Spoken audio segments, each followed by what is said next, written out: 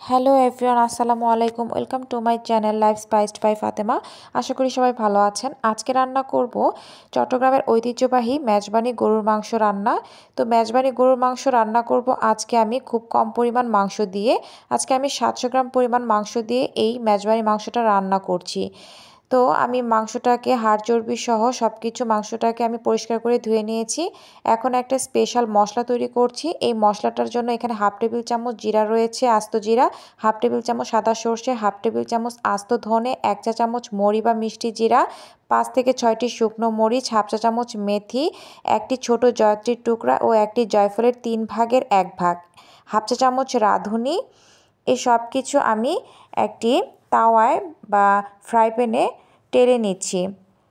এগুলো ভালোভাবে টালা হয়ে গেলে গ্রাইন্ডারে ভালোভাবে এগুলো গুঁড়ো করে নিতে হবে।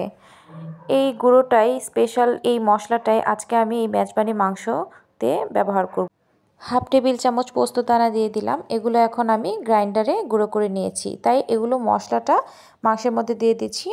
টক দই দিয়ে দিচ্ছি 2 টেবিল চামচ পরিমাণ, মরিচের গুঁড়া দিয়ে দিচ্ছি 2 টেবিল চামচ পরিমাণ, হলুদের গুঁড়া দিয়ে দিচ্ছি 1 চা চামচ পরিমাণ, আর এলাচ দিয়ে দিচ্ছি 3 থেকে 4টি, বড় কালো এলাচ দিচ্ছি 1টি, স্টার অ্যানিস দিয়ে দিচ্ছি 1টি, লং দিয়ে দিচ্ছি 4 থেকে 5টি, দারচিনি দিয়ে দিচ্ছি 2 টুকরো, আস্ত গোলমরিচ 10 থেকে 12টি, তেজপাতা দিয়ে দিচ্ছি 2 টুকরো, আদা রসুন পেস্ট দিয়ে দিচ্ছি 1.5 টেবিল চা চামচ, পেঁয়াজ বাটা দিয়ে দিচ্ছি হাফ কাপ পরিমাণ, বাদাম বাটা দিচ্ছি 1.5 টেবিল চামচ পরিমাণ, এবং এখানে সরিষার তেল ব্যবহার করেছি হাফ কাপের থেকে একটু কম, আর স্বাদ মতো লবণ দিয়ে খুব ভালোভাবে মাখিয়ে নিচ্ছি।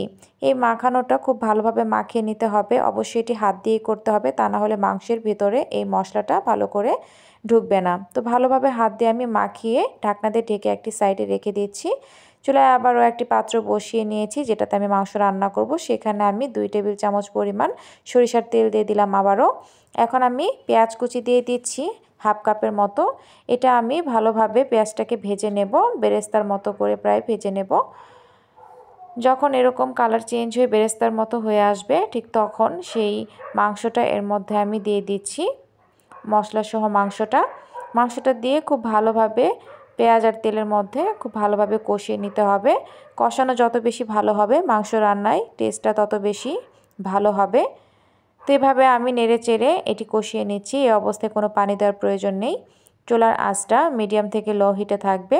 বেশি জাল দিলে বেশি তাপে আবার পুড়ে যাওয়ার সম্ভাবনা থাকবে, তাই এখন আমি ঢাকনা দিয়ে দিচ্ছি। ঢাকনা দিয়ে আমি এটি কষিয়ে নিচ্ছি। তো কিছুক্ষণ পর ঢাকনা খুলে নিচ্ছি, মাংস থেকেও কিছুটা পানি বের হয়েছে।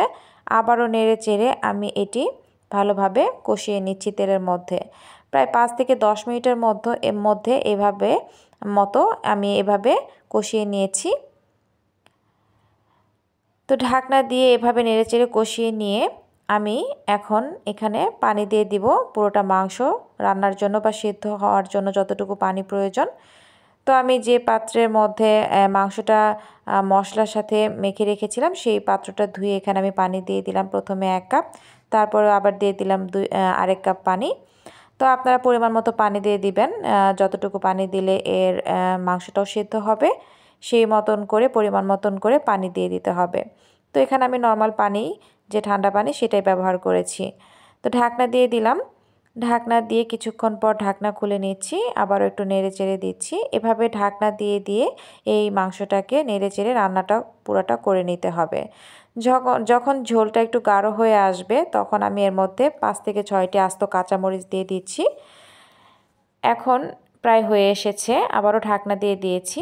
ঢাকনা কিছুক্ষণ পর খুলে নিয়েছি। দেখুন আমার ঝোলটা একদম মাখা মাখা হয়ে গিয়েছে, তার মানে আমার মাংসটাও সেদ্ধ হয়ে গিয়েছে, আমি চেক করেছি।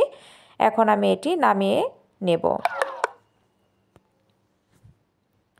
তো খুবই সহজে তৈরি হয়ে গেল মেজবানি মাংস রান্না। আপনারা বাসায় এভাবে ট্রাই করতে পারেন।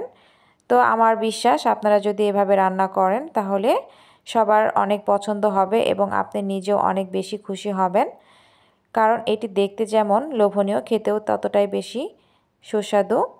তো বাসায় যদি এরকম চট্টগ্রামের মেজবানি মাংসের স্বাদটা পাওয়া যায় তাহলে আর কি লাগে। তো তো সবাই ভালো থাকবেন, অবশ্যই একটি লাইক, শেয়ার এবং সাবস্ক্রাইব করবেন। আল্লাহ হাফেজ।